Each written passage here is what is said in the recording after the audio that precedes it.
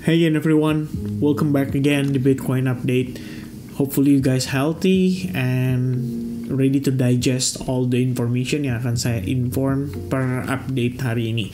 So everybody, kita ngelihat Bitcoin starting untuk picking up ya, mulai rebound lagi, mulai coba untuk bermain di atas $115,000. But secara momentum sebenarnya menurut saya masih nanggung sih. Kita ngelihat bahwa Bitcoin itu sebenarnya belum ada signifikan impulsive rebound atau rally yang mungkin kita banyak harapkan ya. Tapi ada kabar baiknya teman-teman, bahwa sentimen terkait dengan statement yang disampaikan Trump kemarin ya, soal tarif untuk semiconductor dan juga chip yang akan dirilis minggu depan, itu kelihatannya sentimennya cuma dianggap sebagai temporary reaction aja.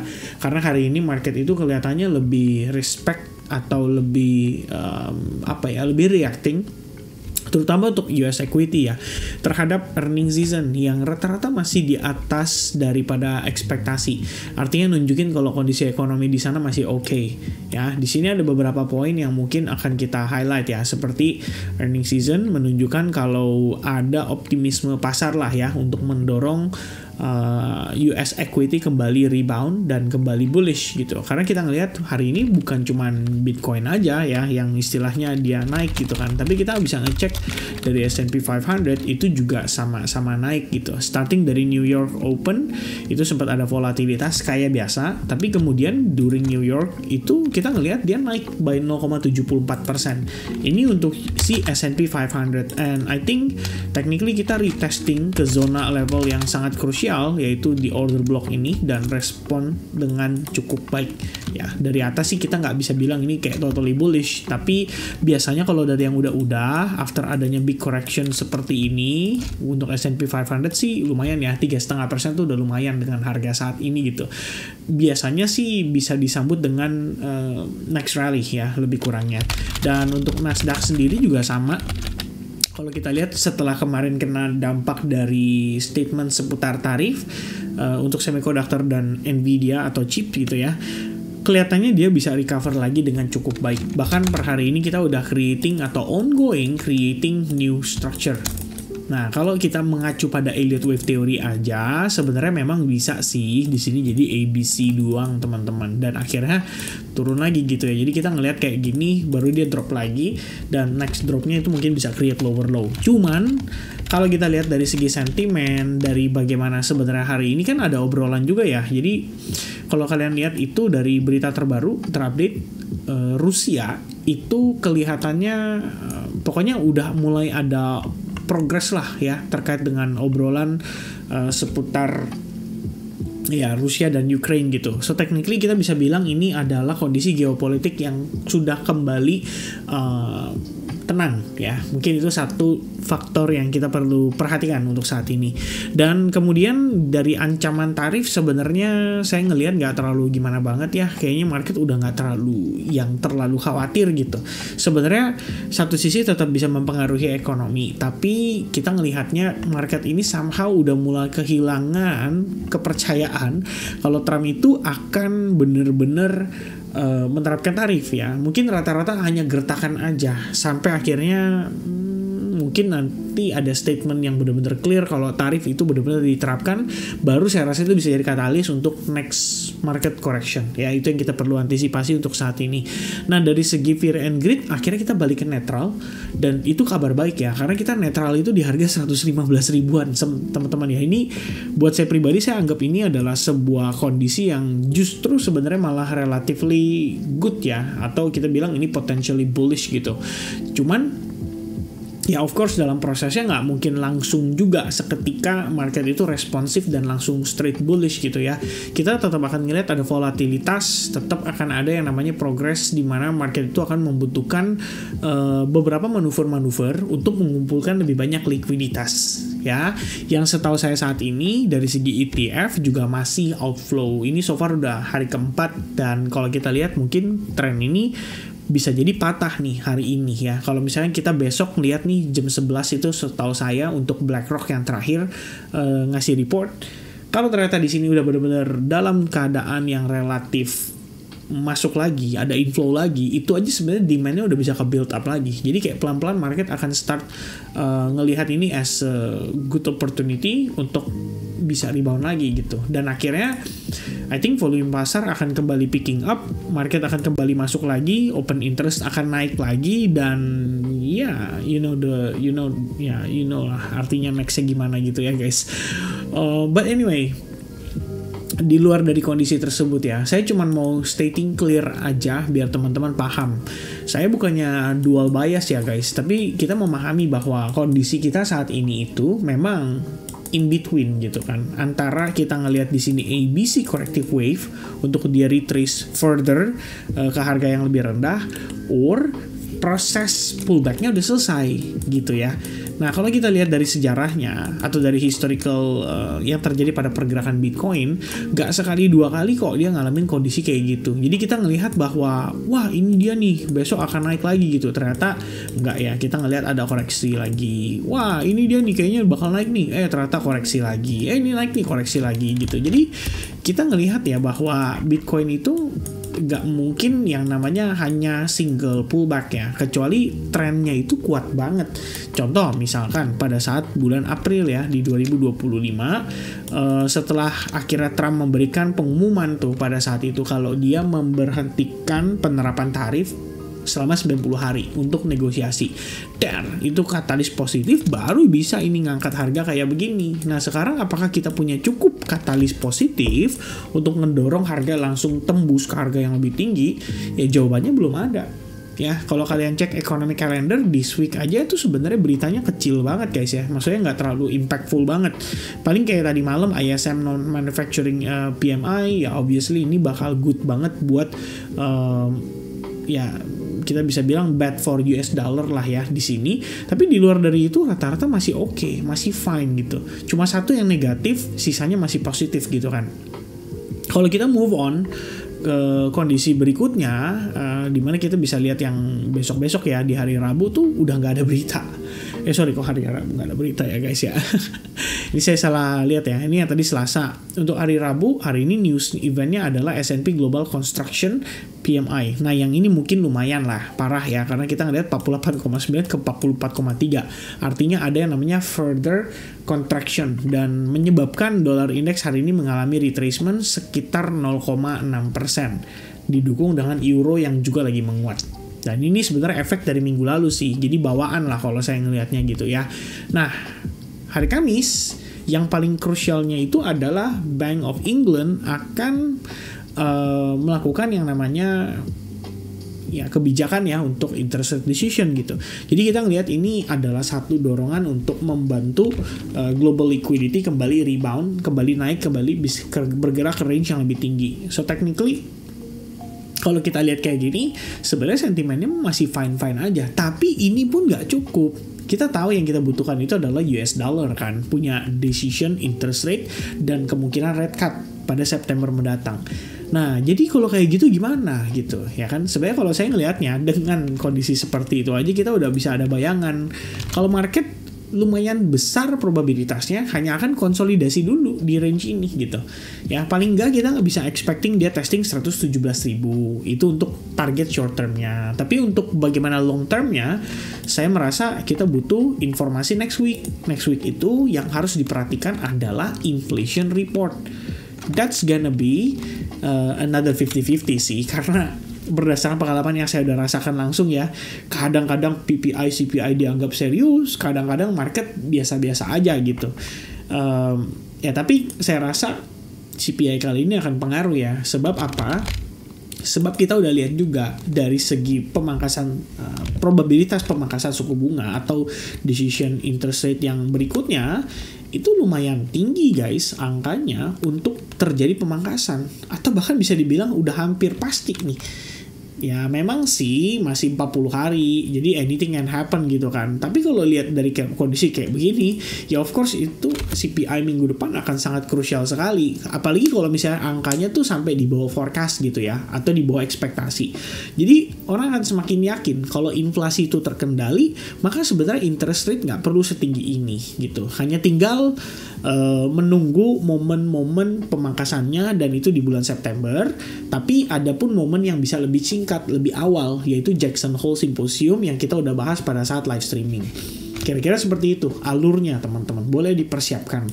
Nah kalau kita lihat dari segi berita-berita terbaru recently, ya ada de-escalation, artinya Trump merencanakan ya untuk mempertemukan antara Putin and Zelensky. Kemudian ya itu akan dianggap de-escalation. De-escalation artinya risk on asset akan lebih mendapatkan benefit. Itu yang perlu di-note. Kemudian selain itu, udah deh, paling tadi Swiss doang ya yang nggak ketemu deal gitu kan. Tapi ya udahlah ya, Swiss juga kayaknya nggak terlalu gimana banget. Ya, but anyway, guys, overallnya kalau kita ngelihat seburuk-buruknya sentimen yang ada saat ini, itu nggak cukup untuk bikin Bitcoin itu bener-bener mengalami dump yang mana kalau kita lihat ya, di momen-momen dulu itu nggak ada yang namanya Bitcoin turun dump tuh sehari cuman ya 2% mah apalah artinya ya. Bitcoin tuh sehari kalau dump bisa 10% guys. Dan kalau dulu aja tuh dalam sehari itu bisa $10.000 tuh kita udah biasa gitu. Nah kalau kita lihat kayak gini, ini saya anggap sebagai konsolidasi.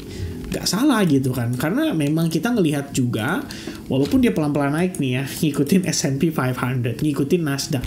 Saya ubah perspektif teman-teman, saya hilangin triangle-nya dan kalian lihat dari sini perspektif saya gitu. What do you see? Wow, kita bahkan belum sukses, benar-benar sukses banget creating higher high. Ini masih ada potensi rejected gitu kan. Rejected nanti kemana gitu. Oke, the closest area yang mungkin bisa dites kembali adalah trendline ini lagi. Jadi bisa aja dia balik testing ke sini gitu kan. Nah, di momen kayak begini, saya nggak mau terlalu banyak spekulasi gitu. Kita bisa aja hubungin trendline seperti ini. Jadi trendline. Kita bisa bilang juga kayak begini. Jadi juga sebatas trendline bahwa dia udah breakout gitu. Tapi daripada kita pusing ke sana, mungkin menurut saya pribadi ya, ini menurut saya pandangan pribadi, lebih baik kita concern ke sini. SNR yang sekiranya berpotensi menjadi tahanan kuat, yaitu di kisaran $116.250.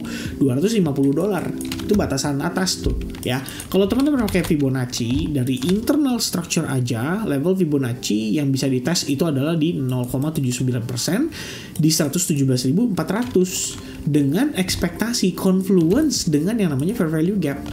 Tuh, di sini ada fair value gap guys. Right? Itu ada fair value gap, kemudian ada level Fibonacci 0,79%. Di atasnya lagi aja itu masih ada zona supply juga. Yang bisa aja begitu kita sampai ke sana tuh ngetes doang gitu kan, kayak naik tap, habis itu dia harus koreksi dulu atau dia harus turun dulu gitu kan. Baru kemudian kita tahu nanti direction berikutnya gimana. Nah, untuk menambahkan confluence, kamu bisa tambahin trendline seperti ini. Dan ini valid juga tuh. Oke, jadi whether kita hanya akan ketahan di resistance terdekatnya, yaitu di kisaran harga 116.250 tadi, atau kita bergerak naik tapi jatuhnya cuma kayak fake out doang. Ya, jadi to be clear guys ya, saya sih ngelihatnya kita consolidate di sini. Memang nggak terlalu clear ya which direction yang akan dipilih oleh Bitcoin. Cuma kalau misalkan saya ngelihatnya kayak gini, naiknya poco-poco, naiknya pelan-pelan, ya obviously kita bisa considering dong adanya possibility untuk dia bergerak ke range yang lebih rendah. Dan itu yang kita expect, bukan expect lah, yang kita antisipasi di kisaran harga 110.500 berdasarkan analisis yang saya bagikan kemarin gitu. Ini kita bukan bilang main aman ya teman-teman ya, tapi kita ngelihat berdasarkan data yang ditunjukkan terutama dari segi price action. Nah, tergantung nih teman-teman ngolah informasi itu jadi apa ya. Apakah jadi sebuah peluang trading, apakah itu menjadi sebuah opportunity untuk kalian melakukan akumulasi gitu. Karena per kemarin aja masih dapat setup kok ya. Saya ada transaksi di gas itu dapat 3R. Kemudian currently banget ini saya ada post earlier ya, today during London session lagi ongoing long Ethereum. Ya udah stop loss di break even sih, jadi kita udah aman ya, risknya udah nggak ada gitu ya. Kalau misalnya dia berbalik arah turun ke entry gara-gara Bitcoin sideways, ya udah saya terima gitu. I think that's the risk yang harus saya ambil gitu. Di luar dari itu TRX masih running, ada juga posisi seperti ini.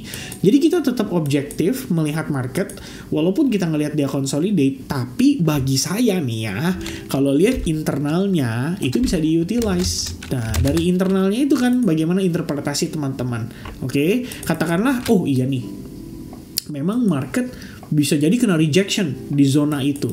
Tapi perkara hari ini saya mau manfaatinnya kayak gimana, itu kan sebenarnya kita bisa ngandelin internal punya time frame. Jadi saya ngelihat internal time frame kita kayak gimana per hari ini, gara-gara tadi pagi ya teman-teman, sekitar jam, nggak pagi lah, siang, tiba-tiba Bitcoin kelojotan kan, wah kencang banget gitu. Nah, saya lihat nih, ini sebagai opportunity. On the 5-minute chart, begitu saya double check, apa yang terjadi teman-teman, kita punya yang namanya pergerakan cukup impulsif dengan momentum yang kuat. Memang di sini dia belum break dari resistance gitu kan, tapi ini clue adanya potential Bitcoin itu bisa nanjak lagi. Nah, kemudian pada saat New York Open yang terjadi adalah low di sini itu di sweep doang ya, jadi dijadiin sebagai liquidity. Habis itu market itu testing ke level Fibo 079 dan precisely holding di situ. Oke, so technically dari bias internalnya kita nggak salah. Kita ngelihat ini bahwa memang Bitcoin itu punya potensi untuk nanjak. In fact, dari siang memang saya udah expecting minimal yang tadinya saya expect itu kan berdasarkan acuan kemarin teman-teman. Kalau kalian masih ingat di video terakhir, saya ada posting nih menjelaskan soal bagaimana sebenarnya kondisi kalau kayak gini tuh bisa jadi sebuah triangle, dimana kita ngelihat di sini A, B, and then potentially C wave-nya di sini, baru D dan E gitu. Nah kalau sekarang dia breakout gimana, Vin? Itu pertama terinvalidasi. Tapi decision saya untuk ngambil di TRX ataupun Ethereum itu berdasarkan dia ngelihat naik potensi ke sini, itu nggak salah. Nah dari situ pertimbangan saya untuk jadikan ini sebagai potential setup, kira-kira begitu ya. Kalau misalkan ternyata salah gimana, Vin? Ya ingat, itulah kenapa saya set stop loss guys. Kita punya stop loss untuk ngejaga menjadi bumper daripada resiko kita gitu. Dan itu sudah kita ukur, kita maunya rugi berapa. Ini juga udah saya jelasin waktu di video yang sebelumnya atau di live streaming gitu ya, udah berkali-kali ya. Tapi nanti mungkin saya udah ada sempat omongan juga ya, kita bakal perbaharui study time, and if you guys agree perbaharui study time, nanti tulis yes di bagian pin comment ya. Let me know teman-teman seberapa antusias kalian untuk next study time. Bukan next lah ya, kita bilang ya yang kita perbaharui, cukup dengan type yes saja. Oke, so anyway guys ya, dengan kondisi tersebut akhirnya kita ngelihat Bitcoin itu secara internal dia punya structure. Walaupun 1 hour-nya ya, saya udah bilang tadi, belum completely benar-benar bullish. Tapi at least kita bisa memegang acuan time frame kecil. Seperti 15 menit atau 30 menit. Jadi as long dia mempertahankan secara struktur nih. Kalau kita lihat kan momentumnya bagus ya. Tuh, dia ciptakan higher high. Kemudian di sini ada smaller higher high. Kamu bisa ngambil acuan bahkan dari sini. Kalau kamu mau gitu. Ya, cuma kalau saya pribadi ngelihat kayak gini, ini kan high volume-nya di bawah ya. Jadi saya akan mengambil acuan dari zona ini sebagai potential area higher low saya. Ya, untuk yang di internalnya ya internal gitu. Kita coba untuk lihat lagi, seandainya dia ciptakan higher high lagi, baru kemudian saya akan coba mempertimbangkan untuk manfaatin zona ini sebagai internal high kita. Ya mungkin itu sementara yang saya lihat ya teman-teman sekalian. Ini sih harusnya healthy retracement atau pullback. Mungkin untuk testing yang tadi saya bilang lagi di time frame kecil kayak 5 menit ini kan merupakan order block ya, dan valid gitu guys. Dia bisa aja dia turun sini dan dia rebound lagi gitu. Nah itu teman-teman manfaatinnya gimana ya tergantung lagi tuh. Kamu tradingnya di time frame berapa ya. Kalau saya di sini ngelihat kondisi kayak begini, ya udah bagi saya, oh TRX Ethereum udah lagi running posisinya, ya udah saya nggak akan maksain lagi untuk open new position misalkan ya. Tapi kalaupun ada opportunity ya saya akan coba manfaatkan. Oke? Nah ya ini ya ntar dibilangnya ini lagi ya, dibilangnya apa namanya, mengada-ngada gitu ya. Nggak juga ya teman-teman ya. Saya mungkin nggak nge-share aja kayak prosesnya gimana ya. Ini di Discord nih, saya bagiin dulu teman-teman, just to make sure ya, biar kalian paham nih. Dari siang tadi 12.48 saya set plan begini di Ethereum, starting dari sini. Sempat kena floating dulu kok, sempat kena drawdown dulu, tapi akhirnya bisa recover and running very very well gitu per sekarang. TRX juga sama gitu ya, ini juga sama tuh, entry decision di sini ya before-nya, and currently running juga dengan cukup baik. Ya obviously nggak semuanya profit ya, saya juga tetap ada istilahnya tetap ada losing trades gitu kan, cuman kan losingnya selama kita terukur buat saya nggak ada masalah gitu ya. Ini yang penting yang teman-teman harus banyak mengerti, yaitu bagaimana handling the lose atau handling setup yang tidak valid atau terinvalidasi gitu. Jangan kemakan sama emotion malah kalian jadi revenge trading. Nah itu yang biasanya bikin orang banyak kan gampang hancur tuh sebenarnya dari situ. Oke, so anyway guys ya, untuk update hari ini lebih kurangnya seperti itu. Jadi untuk to be clear aja guys ya, saya di sini ngelihatnya kita memang memiliki resistance di 117.000.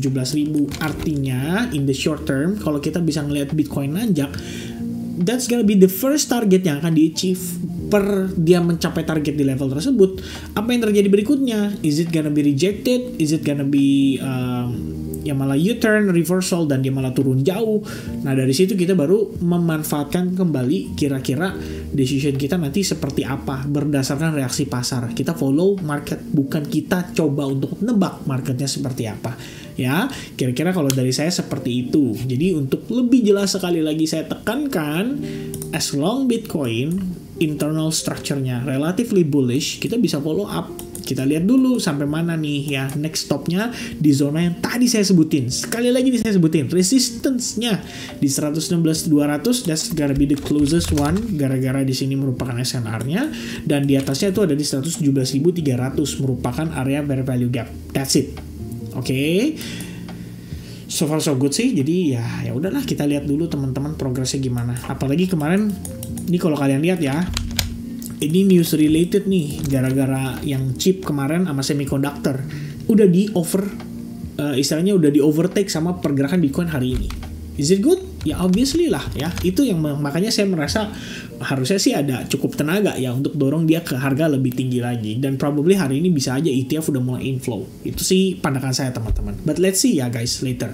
Per saya bikin video ini masih nol ya, belum tahu gitu. So kita lihat besok kira-kira gimana. Hopefully ada inflow dan itu bisa mengembalikan antusiasme pasar dan mengembalikan demand untuk kembali ya bisa dibilang untuk kembali membantu harga untuk kembali rebound. Kira-kira begitu, oke? So that's gonna be the update.